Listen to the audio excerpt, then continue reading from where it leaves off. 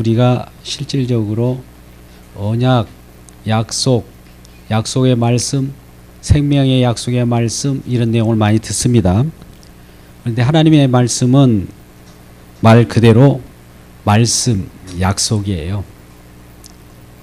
말씀서, 구약의 내용들을 정확하게 또 원문으로 말하면 말씀들이라고 합니다. 쇠마, 들으라, 말씀을 들으라. 말씀을 듣는 저와 여러분이 말씀을 들을 때마다 생각나는 것이 있고 기억되는 것이 있습니다. 기억되는 것들을 날마다 반추하면서 살아갈 때 우리 주님께서는 우리 마음 가운데 오셔서 우리를 새로운 생명길로 날마다 인도함을 우리도로 하여금 경험토록 하는 것이죠. 그래서 언약이라고 하는 것이 가장 중요합니다. 우리는 이제 요한복음에 보면 요한복음 우리가 예배 처음 부름 가운데는 하나님은 영이시니 예배하는 자가 영과 진리로 예배할지니라 이런 말씀을 합니다. 그럴 때 요한복음 4장 22절에서는 이와 같이 말씀합니다.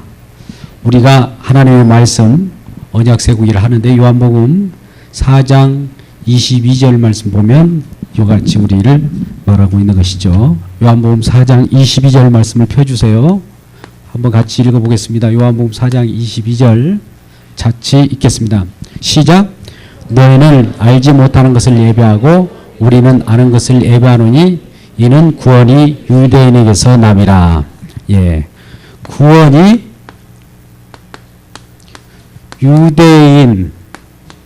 유대인에게서 남이라. 자, 예수님께서 이 땅에 오셨을 때도 나는 유대인의 어린 양을 찾으러 왔다라고 하지 이방에 에서 양을 찾으러 오지 않았다라고 말씀하십니다. 그래서 유대인에게 났다 구원은. 그러면 저와 여러분은 지금 이방이지 않습니까? 그러면 구원이 없네요. 어떻게 할 거예요? 아니죠. 여기에 말하는 유대인은 로마서 2장 28절에서 29절 보면은 표면적 유대인이 있고요. 그 다음에 이면적 유대인이 있습니다. 표면적 유대인이라는 것은 혈통을 갖고 나는 아브라함의 자손입니다. 육신적으로 혈통을 따라서 난 유대인들이 육신적으로 육체적으로 생각하는 그 내용을 육신적 표면적 유대인이라고 합니다. 그러나 영으로 말씀으로 말씀은 영입니다. 보이지 않는 것이지만 실제로 믿음의 눈으로 볼 줄 알기를 주의 이름으로 축복합니다. 그 믿음의 눈으로 볼 수 있는 영의 이면적 유대인, 이면적 유대인에게서 남이라. 구원은 혈통적 유대인에게서 나는 것이 아니라 이면적 유대인에게서 나는데 로마서 2장 28절 29절 말씀을 같이 읽겠습니다. 시작. 무릇 표면적 유대인이 유대인이 아니요 표면적 육신의 할례가 아니니라. 오직 이면적 유대인이 유대인이며 할례는 마음에 할지니 영에 있고 율법 조문에 있지 아니하니라. 그 칭찬이 사람에서가 아니요 다만 하나님에게서로라. 아멘. 자, 보면 로마서 2장 28절 29절 말씀은 육신과 영으로 이렇게 나옵니다. 우리 육신은 연약하다고 하잖아요. 우리 이렇게 만져보면 우리가 느끼는 피부, 또 느낌, 정신 세계, 이성까지도 다 망라해서 육신이라고 합니다. 정신 세계는 영이 아니에요. 육신 세계입니다. 육신 세계는 영혼육이라고 하는 것이 있습니다. 이 세상 속에서 말하는 영혼육은 실질적으로 육신 세계예요. 그러면 우리는 영의 세계는 어떤 영의 세계냐? 하나님과의 관계 속에서 있는 그 모든 인격체, 인격을 영이라고 합니다. 자, 보십시오. 많은 사람이 영혼육이라고 하는 삼분서를 가지고 와서 이게 영을 하나님께 영혼을 받고 나머지는 이 세상에 흐로 간다. 이런 이상한 사설, 이 기독교에 다 들어와 있습니다. 이전에 고대로부터 여러 사상가 이데아 사상 이런 것들이 스토아 철학 모든 철학은 총집합해가지고 인간에 대해서 분석했어요. 인간을 보니까 영이 있고 혼이 있고 육이 있다. 좀 저등한 것은 육이요, 고등한 것은 영이다. 또 중간 것은 혼이다 이렇게 분류를 했던 겁니다. 근데 이 모든 분류, 이 자체로 분류했던 그 당시에 말하는 영혼 육은 다 육신에 속한 거예요. 그런데 영이라는 건 뭘까? 영은 언약 관계입니다. 언약 관계. 자, 하나님과 우리 인간과의 관계 속에 놓여 있는 이 자체를 영의 사람이라고 그래요. 영의 사람. 영의 사람이라니까 우리가 보이지 않는 것만 영의 사람이 아니에요. 우리 인격도 우리의 지금 가지고 있는 모든 것이 예수를 믿는다면 영의 사람이에요. 이 육신도 영의 사람입니다. 그런데 우리는 이러한 육신은 아이고 죄된 것이고 하는 짓마다 범죄만 저지르니까 어차피 쾌락주의로 갈 것 개세락해서 이렇게 해서 아예 쾌락주로 가는 그런 사상이 있었고요. 또 이런 육신은 더럽기 때문에 영만을 구원받고 영만은 하나님께 접합할 수 있는 거룩하신 것이라 이렇게 해서 이분법, 이원론적으로 들어갔던 사상이 있었습니다. 거기에 하다 보니까 이 영에 대한 것만 생각하면서 이 육신의 영입니다. 이것에 따라서 황홀경에 빠지는 경우가 있어요. 이 내용들로 가가는 많은 종교가 지금 생겼습니다. 이 신천지도 그런 내용 중에 하나예요. 사실 이 하나님과의 언약 관계는 생각하지 못해요. 하나님과의 어떤 말씀과 관계는 생각하지 않고 자기 생각에 인간을 분석해 보니까 영이 있을 것 같고 영은 우리가 추적할 수 없고 어떤 잠재적인 것이고 잠재태 속에 속한 것이다 이렇게 생각하면서 영과 혼과 육을 분리하는 거예요. 그 시대도 그랬어요. 로마 시대도 그랬단 말입니다.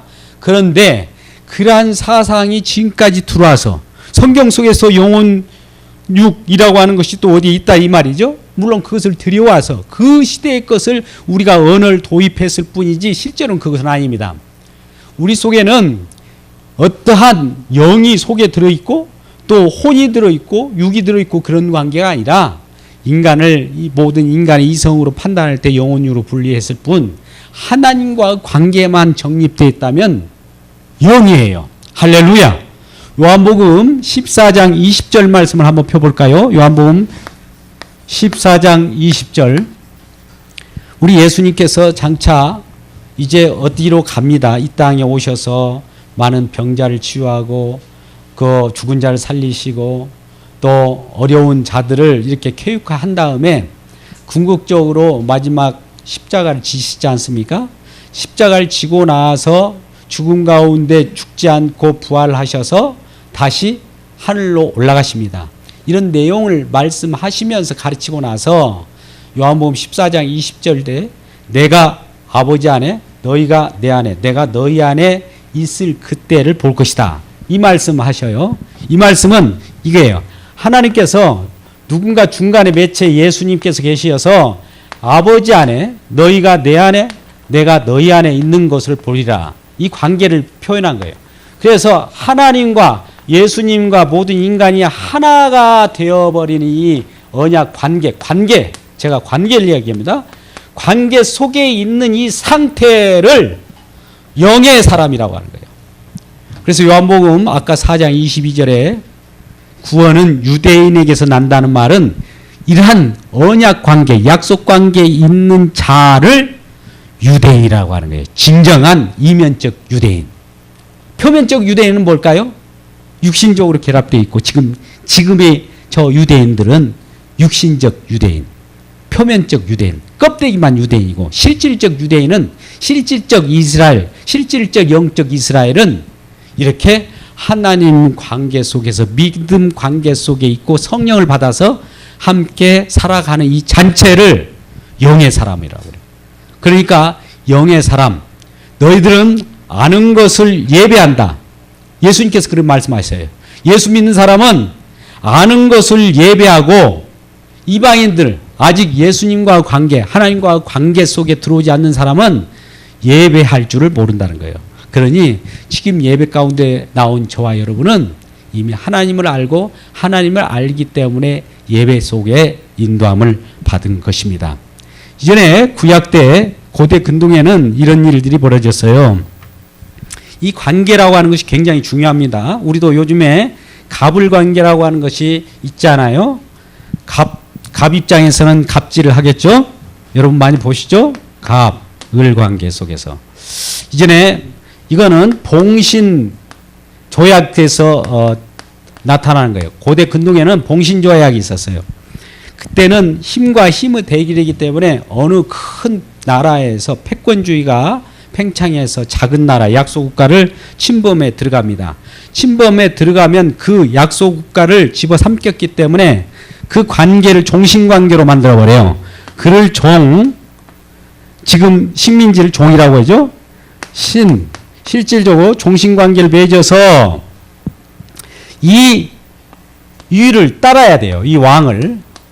자기의 잡혀먹는 그 작은 왕은 큰 왕에게 조약을 맺고 그 충성을 맹세합니다. 충성. 자, 우리는 당신에게 힘으로 졌습니다. 앞으로 모든 것은 당신 마음대로 하십시오. 충성. 그렇게 얘기합니다. 그러면 그 식민 통치를 하는 그 왕은 봉신조약을 맺어서 어떤 계약을 체결해요. 그래서 전부했던 그 나라들이 그 최후의 왕에게 어떤 충성을 다하면 혜택을 줘요. 그러지 않으면 이 계약 관계를 깨뜨리면 저주를 줍니다. 이 말은 장차 어떤 일이 벌어지냐면 이 갑을 관계를 형성되는 것인데 이 갑과 을과의 관계 속에서도 이 약속을 지키면 이 갑이 혜택을 주는 거예요. 또 을은 그것을 지켜야 되고 오늘날 모든 도급공사나 하청 이런 것들도 갑의 을 관계. 이 을이 또 다른 을을 만들어내죠. 을 다시를 만들어내고 을 다시를 만들어내면서 갑을 관계가 또 형성되죠. 여기가 또 갑 관계가 되겠죠. 이러한 관계를 만들어가는 이 내용들이 있었다는 거죠. 관계. 제가 지금 몇 번 관계를 말합니다. 관계 속에 들어오면 구원이요. 관계 속에 떨어져 나가면 아무 관계가 없는 거예요. 하나님도 지금 구원할 자를 찾는데 이렇게 어떻게 보면 지남철처럼 관계를 맺으려고 지남철. 여러분 지남철이라는 게 옛말이죠. 자석을 이렇게 들이대보는 거예요. 이렇게. 내 백성인가 들여다보면 아닌 자들은 관계가 없으니까 무감각이에요. 관심도 없어요. 예수 믿으세요 오면은 관심을 갖는 자는 관계가 있는 사람이에요. 그런데 무감각한 사람은 별 사람 다 있네. 나 할 일이 많은데 무슨 예수를 믿어. 이렇게 얘기한단 말이죠. 똑같아요. 그래서 이 관계 속에 있는 이 상황을 가지고 영의 사람이라고 하는 거죠. 이걸 우리는 말로 언약했다. 우리는 하나님은 우리하고 관계 속에서 언약할 때는 말로 언약합니다. 말씀으로 언약이에요. 그래서 이 언약이라고 하는 것은 우리가 뭐라고 씁니까? 말씀으로서 약속하는 것이 언약이에요. 관계. 그래서 이제 봉신 관계가 이루어졌는데 고대 근동에서도 그것이 그와 같은 체계를 되게 되는 것이죠. 우리도 하나님 앞에 하나님 말씀을 잘 들으면 충성을 하면 하나님께서 우리를 축복해 줘요. 축복. 그런데 하나님의 말씀을 따르지 않고 하나님 말씀을 어기면 뭐가 오겠어요? 축복이 대신에 저주가 임하겠죠. 이런 관계가 있는 것입니다. 이것을 언약 관계라고 해요. 그래서 이러한 언약 관계 속에 있을 때 진정한 하나님 앞에 하나님과 더불어서 살아갈 때 하나님이 명령한 것을 그대로 준행할 때는 하나님께서 인정하고 준행하지 못할 때는 그것을 지키지 못할 때는 우리에게 저주가 임합니다. 그런데 여러분 구약 성경 구약 때 모세 율법에서 시내산에서 율법을 주지 않습니까? 근데 이스라엘 백성들이 우리에게 율법을 줘보세요. 내가 지켜서 행해 보겠습니다. 이렇게 여호와 하나님께 말씀을 하셨던 거예요. 그러니 여호와 하나님께서 그래? 아이고 이놈들이 대단하다 하면서 그 율법을 실제로 줘본 거예요. 그런데 이 율법을 지키는 자가 있는가 가만히 봤더니 지키지 못하고 있는 거예요. 심지어 율법을 줬는데 그 율법이 처음에 시내산에서 율법은 어떤 율법이었습니까? 모세가 올라가서 받은 것이 뭐죠? 십계명이죠. 두 돌판. 십계명을 이렇게 들고 내려옵니다. 모세가 이렇게 내려오는 산에서 내려오는 순간에 이스라엘 백성들이 뭐 하고 있었어요? 벌써 십계명에는 나의 다른 신을 섬기지 말라. 또 너희를 위하여 우상을 만들지 말라 이런 거 있었어요. 그런데 내려오자마자 십계명을 지키겠다고 하는 이 백성들이 십계명을 가지고 내려오니까 법을 가지고 내려오니까 벌써 이것을 어기고 있는 거예요. 아까 뭘 어기면 어떻게 된다고요? 이게 어기면 어떻게 된다고요? 저주가 임한다고 했죠. 저주.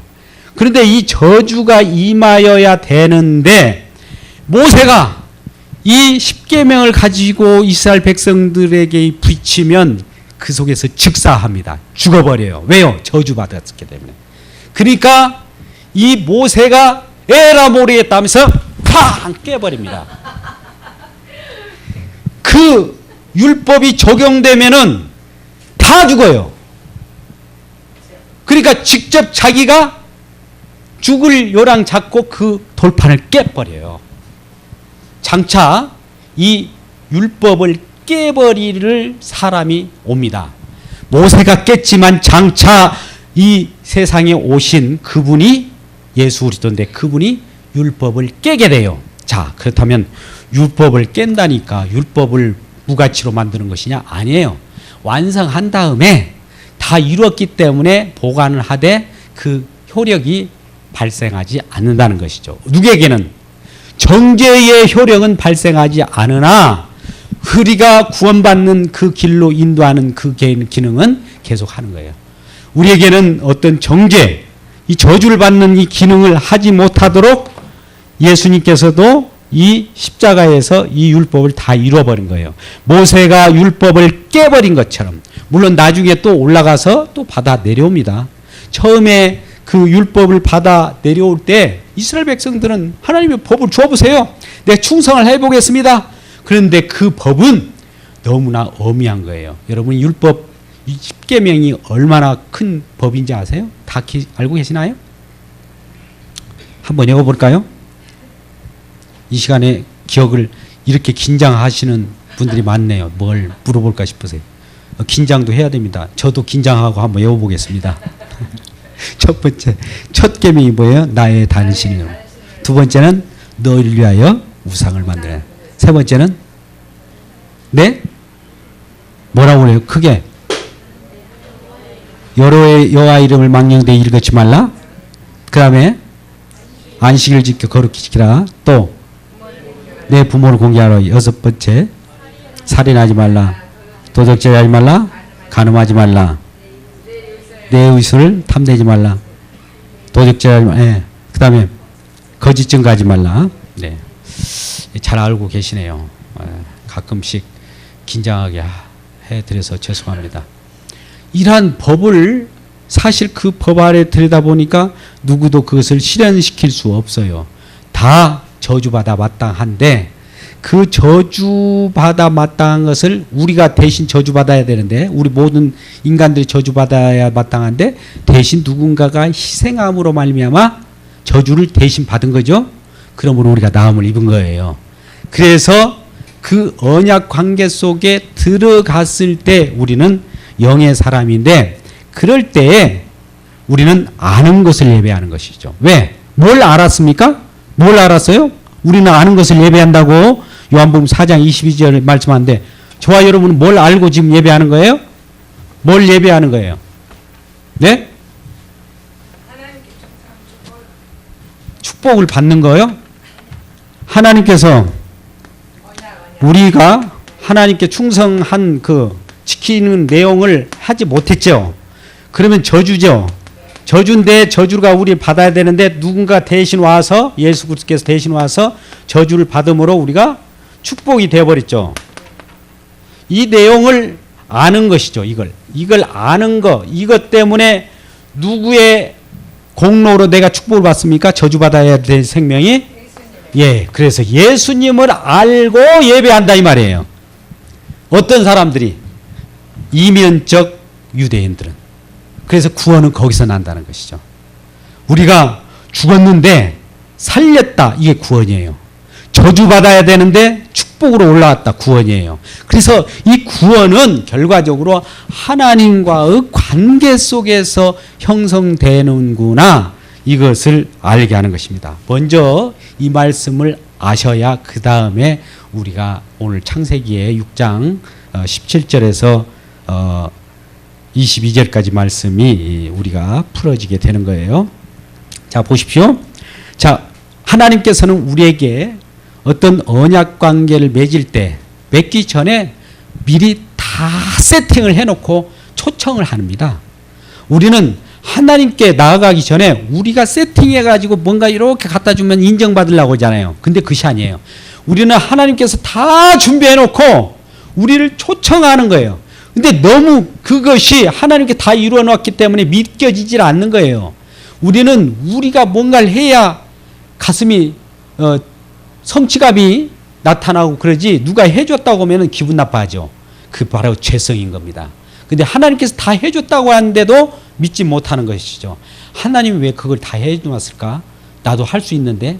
그래서 자기 자존심을 내세우는 거예요. 그런데 하나님께서는 미리 이제 어떤 사람을 부릅니다. 오늘은 노아 언약이라고 하는 것이죠. 제가 언약 관계를 얘기했다고 했어요. 노아를 부르는데 오늘 창세기 6장 8절 말씀을 한번 보시죠.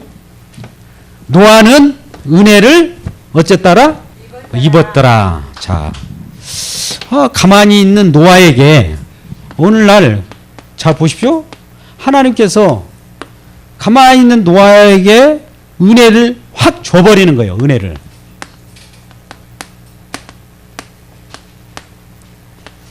그리고 나서 그에게 은혜를 주고 나서는 그에게 의인이다 이렇게 칭해버리는 거예요. 의인이다.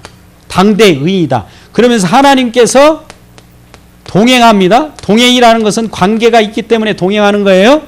그죠? 이게 창세기 6장 8절에 나옵니다. 그래 놓고 이 모든 걸 세팅해 놓고 나서, 이게 세팅이에요. 미리 세팅. 축복, 이걸 세팅이라고 하니까 하여튼 세팅입니다. 뭔가 만들어 놓으셨다는 거 있죠. 예비했다. 예비. 다 준비했어요. 준비해 놓고 나서 뭘 합니까? 창세기 6장 18절에서 언약을 세웁니다. 언약 세워. 오늘 설교 제목이 언약 세움인데, 이 언약을 세우는데 어떻게 세우느냐? 이 하나님 보시기에 이 세상에 이렇게 들러다 보니 모든 사람이 죄를 범하고 있고 먹고 마시고 시집장가가고 난리치고 법석하고 그런 거예요. 그래서 이걸 지면을 한번 다 쓸어버리기로 했어요. 생명 기운이 있는 자는 다 쓸어버리기로 했어요. 땅에 기는 것은 다, 숨쉬는 기식하는 것은 다 쓸어버리고 결정하고 나서 그런 마음을 먹고 나서 이 노아에게만 은혜를 줘요. 그러고 나서 이를 의인이라 칭해버립니다. 가만히 있는 자에게 찾아와서 너는 의인이야. 그러니까 이 노아가 나는 하는 일도 없는데 갑자기 찾아오셔가지고 의인이라고 하네. 왜 의인이라고 하지? 예. 근데 의인이라고 너 했으니까 이제 너는 방주를 줘. 방주를 짓게 돼요. 방주를 짓습니다. 노아의 방주. 제가 이렇게 긋습니다. 배로. 노아의 방주는 이 정도 크기는 아닐 거예요. 노아의 방주를 지으라고 해서 이걸 졌어요. 그러고 나서 이 다 지어놓으니까 언약을 세우면서 너는 너의 식구와 너의 부인은 이 방주로 들어가라는 거예요. 언약 세우는 그 약속으로 방주에 들어가게 해요. 방주 들어가기. 이 언약, 약속은 방주에 들어가는 것을 약속한 거예요. 그래서 여기에 보면 이 노아의 자녀가 누구죠? 셈, 야벳. 셈이 있잖아요. 아들의 자부, 부도 있잖아요. 부인들. 여기 부인이 있으니까 하나 있을 거고, 부인 하나, 부인 하나. 그 다음에 노아 부인이 있을 거예요. 그러면 몇 명이에요, 전체? 방주에 들어간 인원이 몇 명이라고요? 8명. 예? 8명. 배선자가 그래서 의미 있게 풀어 제끼는 중국인들이 많이 있습니다. 그래요. 방주 속에는 지금 8명만 들어갔어요. 그 외에는 이 모든 지면에 있는 것들은 땅, 지면이라는 건 땅이죠. 땅 위에 있는 것들은 다 죽음이에요. 죽음. 다 죽이고 여기만 생명이에요. 자, 이렇게 한 것이 하나님께서 언약하신 거예요. 누군가를 불러다가 느닷없이 은혜를 주고 너는 의인이야. 그러면서 내가 동행할게. 실질적으로는 지금 노아가 여기 의인이라고 칭함을 받았지만 죄를 범하고 있습니까? 범하지 않고 있습니까? 노아도 사람인지라 죄를 범하고 있어요. 그런데 하나님께서 동행하심으로 그냥 의인이라 칭해 주는 거예요. 실질적으로 그가 의로운 행동을 많이 해서 의인이 아닙니다.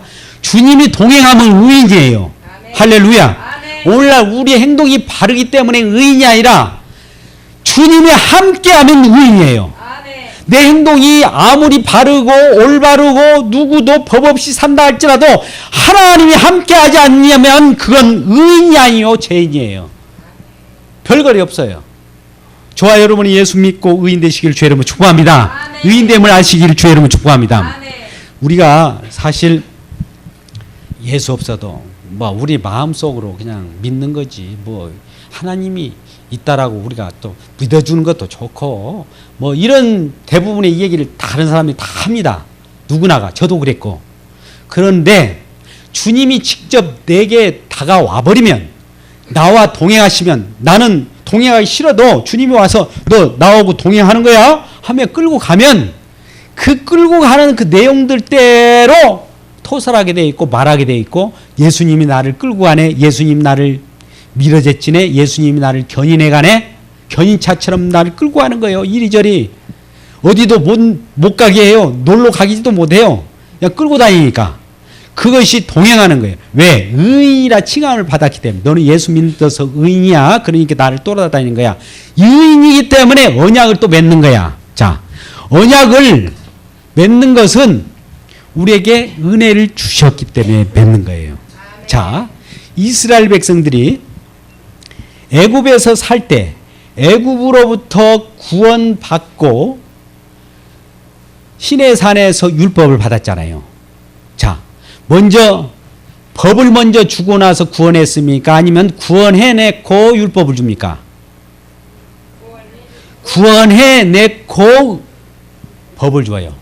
마찬가지로 우리에게 은혜를 주고 이런 세팅 모든 것을 예비하시고 우리를 옳다함을 여기시고 나서 이와 같이 언약을 해요. 언약을 맺는 것은 내가 너에게 구원을 주었고 너를 은혜를 주었고 너는 살아있는 생명임을 이제 증거하라고 하는 차원에서 언약을 맺는 거예요. 자, 할렐루야. 이거 굉장히 중요해요. 율법은 하나님께서 우리에게 율법을 주신 것은 율법을 지켜서 구원받으라고 하는 것이 아니라 구원받은 백성이기 때문에 율법을 주어서 어떻게 내가 너를 구원했는지 알려줘라는 거예요. 근데 오늘날 이상하게 하나님 말씀을 내가 어떻게 지켜가지고 축복 따낼까? 어떻게 행하지? 또 행하도록 노력을 하고 그래요. 물론 그것도 중요합니다만 하나님께서 이끄시면 이보다도 더 다른 것을 막 하게 만들어요. 이 율법 가지고도 안 돼요. 하나님께서는 모든 것들을 우리 하나님께서 이미 너는 내 것이야 찍어버리면 끝까지 이리저리 고난 가운데도 환난 가운데도 슬픔 가운데도 기쁨 가운데도 즐거움 가운데도 어디든지 끌고 다닙니다. 그 모든 삶이 어떨 때는 푸른 초장 맑은 시냇물가로 어떨 때는 음침한 골짜기로 다 돌려버리는 거예요. 그럴 때마다 우리는 이 인생의 여행을 계속하죠. 어느 때 가만히 보니까 좀 넘실거리는 물가, 아우 참 음침한 골짜기네. 어떻게 하지? 하면서 주여 어떻게 하죠? 네, 내가 너와 동행하고 있어. 가! 예, 가겠습니다. 어느 때는 기쁨이 있어요. 아, 푸른 초장 맑은 신말, 쉴만한 물가 날 누이시구나. 하나님 푸른 초장이 누우시니까 얼마나 좋을까요? 여름날 이와 같은 휴가 때 이와 같이 누우면 좋죠. 이제 일어나! 그만 놀자! 또 가한단 말이에요. 가다 보면 또 가정 가운데서 또 어려움이 쌓여 있고 이곳저곳에서 그럴 때 우리 주님께서는 우리를 어떻게 보면 시속게임을 하는 거예요. 그네를 태워주는 거예요. 그네를 여러분 뭐 있죠? 저 놀이 그 동산에 가면은 막 그 큰 해적선을 뭐라고 합니까? 바이킹 타면은 바이킹 타기 싫은데 하나님 기꺼이 야, 여 방주에 한번 타볼래? 재밌어. 정말이요? 어떻게 재밌는데? 아이 타보면 알아. 아이 어떻게 재밌냐고 가르쳐줘야. 아니 그냥 타보면 안다니까. 타다 보니까 아이고 내가 괜히 탔다는 생각을 해요. 구원받은 백성들은 괜히 탔다 생각이 될 거예요. 왜? 하나님께 그와 같이 어떨 때는 막 위험스럽게 막 올라가니까 이거 거꾸로 돌아가는 것 같고 이거 뭐야. 또 내려놓고 보니까 하나님께서 나를 살리시려고 그와 같은 일을 벌이셨구나. 이걸 알게 되는 거예요. 자, 오늘 지금 처음에 요한복음 4장 22절부터 시작했습니다. 우리는 아는 것을 예배한다는 것은 하나님과 관계 속에서 하나님이 내가 저주받을 것을 대신 누구를 저주받게 해서 나를 살리셨구나. 그렇기 때문에 그 공로, 그분을 우리가 찬양하는 것이 예배구나. 이것을 알았다는 거예요. 그런 자들은 미리 우리가 어디로부터 구원됐는가를 알아야 돼요. 그것을 가르쳐주기 위해서 이제 언약을 맺어요. 언약을 맺은 다음에 너희들은 여기서 구원받는 거야. 이와 같이 구원받는 거야. 라고 말씀하시는 거예요. 세상 모든 지식 있고 생명 있는 자들을 다 쓸어버리는데 이제 노아야, 너와 네 자들과 네 자부들은 그 방주로 들어가. 방주로 들어가면 그때 어떻게 벌어지는지 구원은 어떻게 이루어지는지를 가르쳐 줄게 해서 이 방주 속에 이 방주에 지금 노아와 노아 자부, 노아 부인이 이제 8명이 들어가죠. 8명이. 들어가면 이 생명 있는 이 속에 들어간 자들만 살고, 여긴 삽니다. 살고, 이 모든 다른 것은 다 죽음이에요. 죽음. 그러면서 이 노아 이 8명이 나중에, 왜 죽음을 어떻게 하나님께서 표현하며 어떻게 쓸어버렸느냐? 40주야간 오늘날 지금 비가 안 와서 좀 문제지만 지금 비가 내리는 거예요. 하늘에 창문이 열려버리고 땅에 샘물이 터져버렸다고 그랬어요. 그러니까 그전에는 이 지구가 있는데 지구의 어떤 분위기가 좀 온실 효과 아주 살만한 그런 분위기였었을 거예요. 근데 그때 이 온실이 깨져버리는 거예요. 그래서 지금 지구 환경이 나빠진 겁니다. 초기에는 이 정도로 아주 좋은 상황이었는데 이때 홍수 심판 이후로 우리는 길게 못 살아요. 살아도 지금 이때가 노아는 600세 때예요. 그런데 우리는 기껏 살아봐야 120년 살잖아요. 이 온실이 다 깨뜨려져 버렸어요. 물이 다 이 하늘에 창이 열려버렸다는 것은 그거를 얘기해요. 땅이 지금 지진이 터져서 샘들이 솟아나왔습니다. 그러니 이 지구의 모든 생명이 있고 기어다니고 숨쉬는 것들은 다 죽어버린 거예요. 다 죽이도록 하나님께서 조처해 놨습니다. 그게 40주야를 비가 내리고 또 이렇게 비가 내린 다음에 지구를 다 덮기보도 150일간을 기다렸어요. 일부러 150일 다 죽어가기 때까지.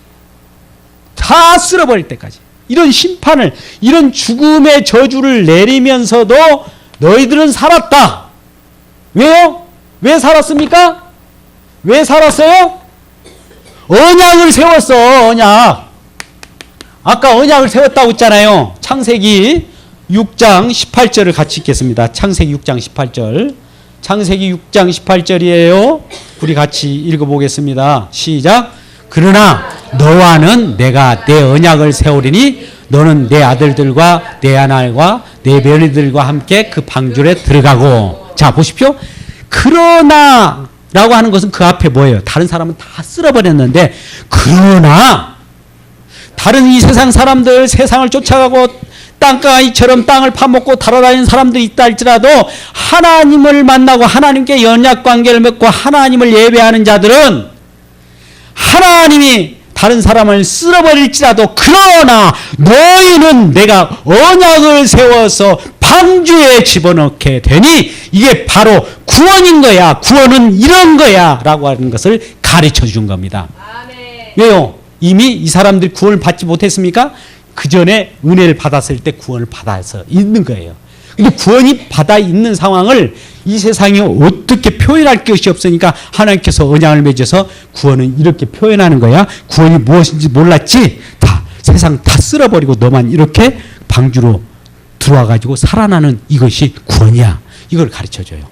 오늘날 제가 오전에도 그런 설교를 했기 때문에 여러분이 너무 어려워해요. 자, 보십시오. 하나님께서는 우리의 택할 자, 정할 자, 예정할 자, 하나님의 복줄 자 다 선택했어요. 세팅을 해놨어요. 미리 하나님께서 다 만들어 놓으셨어요. 또 생명록에 농명될 자 다 예정해 놨어요. 그래놓고 이 세상이 태어나게 해서 지남철로 이렇게 자석으로 빨아 당겨 보는 거예요. 내가 너 백성 찾으러 왔어. 찾으러 왔어. 사람을 찾습니다. 어디에 있나요? 하면서 저 천국에서 이 땅에 내려오신 그 하나님이 계신데 그분이 누구라고요? 예수님이에요. 근데 예수님이 그 자석을 어떻게 자석을 삼았느냐? 아무나 못 알아듣게 하려고 아무나 자석을 알아채면 저 자석이네. 내가 자석으로 따라가야지. 여러분 자석이 땡겨야 그게 가는 것이지 자석이 땡기지도 않는데 자석 앞으로 막 달려가면서 구원이라고 하면 안 되잖아요. 그래서 하나님께서는 가장 미련한 자석을 하나 만들었어요. 그게 십자가예요. 십자가라고 하는 걸 들이키니까 아이고 그런 것이 어디가 있어. 그건 이야기네. 신화네. 만드는 거네. 아이고 누구라도 뭐 십자가 죽는 것은 당연한 것이지 뭐 십자가가 무슨 우리 구원해. 예수님도 죽었잖아. 죽은 사람이 우리를 뭐 어떻게 구원해. 막 하면서 막 약을 해요. 그런 조롱을 받으면서 미련한 것처럼 여기는 그걸 가지고 하나님께서는 사람들을 구원하시기를 기뻐했다라고 말합니다. 고린도전서 1장 2장 18절 한번 펴보세요. 고린도전서 2장 18절 말씀 한번 펴보세요.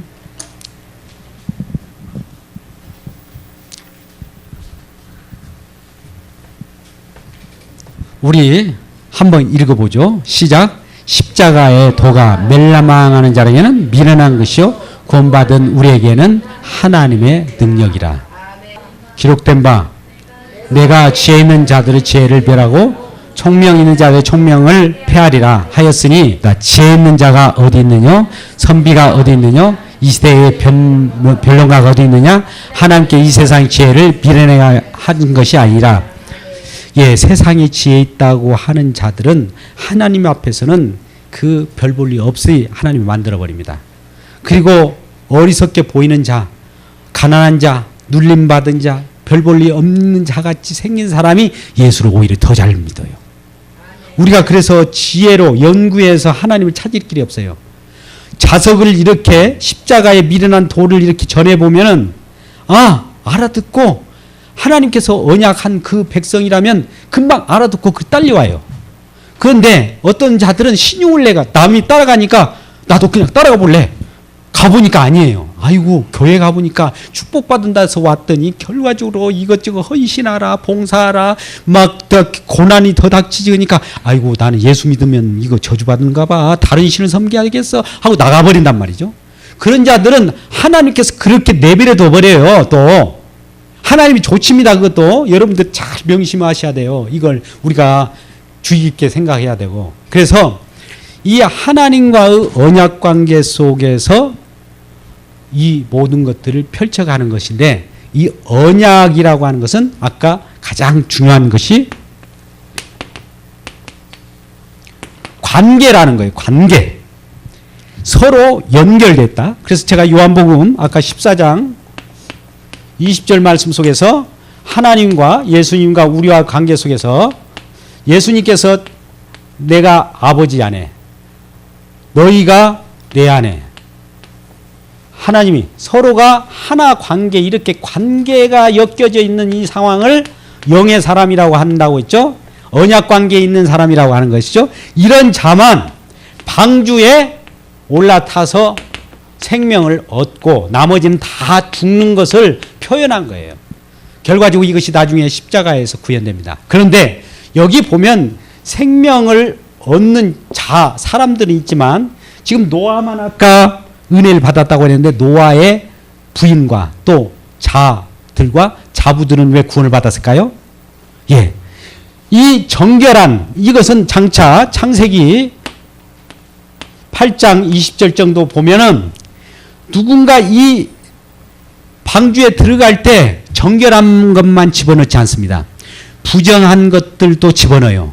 암수 2쌍, 또 정결한 것은 7쌍씩 들어가는데 그 부정한 것들도 들어가는데 나중에 이 홍수가 다 끝나고 나와서 노아가 처음에 뭘 합니까? 번제, 제물을 드리는데 정결한 것을 잡아서 제사를 드려요.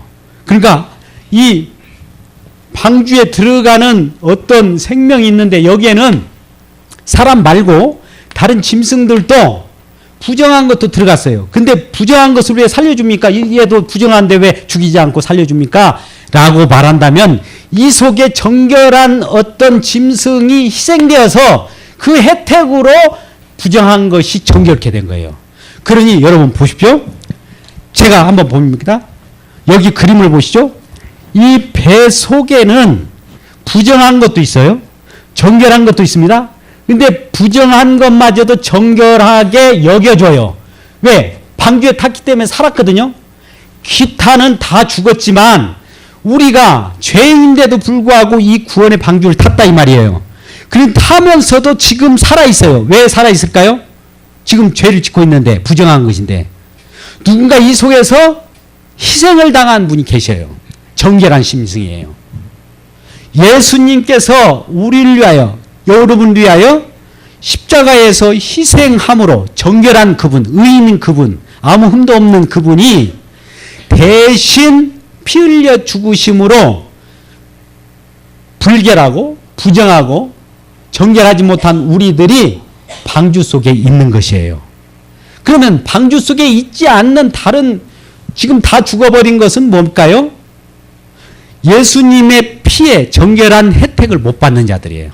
그러니까 우리가 구원받은 백성 저와 여러분은 이미 예수님 정결한 짐승의 희생으로 말미암아 구원을 얻었다는 것을 가르쳐주게 하여 구원의 방주를 만들게 하고 방주 속에 들어가게 하고 세상을 심판하면서 구원은 이렇게 일어나는 거야 라고 가르쳐준 것이에요. 결론, 여러분 우리가 이 세상을 예수 믿는 사람은 이미 구원의 방주, 구원에 승선한 겁니다. 승선했는데 왜 이 세상에 죄를 짓고 살고 어려움을 겪고 살죠? 예. 그럼에도 불구하고 우리는 방주 속에 있어요. 부정한, 정결치 못한 인생을 살아가면서도 정결한 짐승의 제사, 짐승의 피 흘림이 있어요. 근데 그 짐승의 피 흘림은 어린 양 예수가 와서 모든 걸 정결시켜 놓고 그 핏부림으로 정결함을 받기 때문에 우리가 이 세상을 살아갑니다. 믿는 저와 여러분이 예수 믿고 이 세상에 어려움을 겪는다 할지라도 믿는 사람들은 예수님 혜택 때문에 구원받아 살아가면서 이 세상을 정결져요. 그런데 예수 안 믿는 사람은 이미 구원의 방주도 들어오지 못할 뿐더러 지금 다 창이라서 150 그 물이 찬 그 상황 속에서 다 죽어버린 거예요. 여러분 이 내용이 이제 더 이야기가 길어지지만 예레미야 31장 31절 속에 내가 유다와 이스라엘에게 새 언약을 세운다는 겁니다. 언약을 세웠는데 기존 언약, 율법, 옛 언약은 우리가 하나님이 명령한 것을 지킬 수 없었어요. 그래서 의에 이르지 못해요. 다 저주받아요. 그러니까 우리가 지킬 수 없는 그것을 누군가가 대신 와서 함으로써 다 지켜버렸네.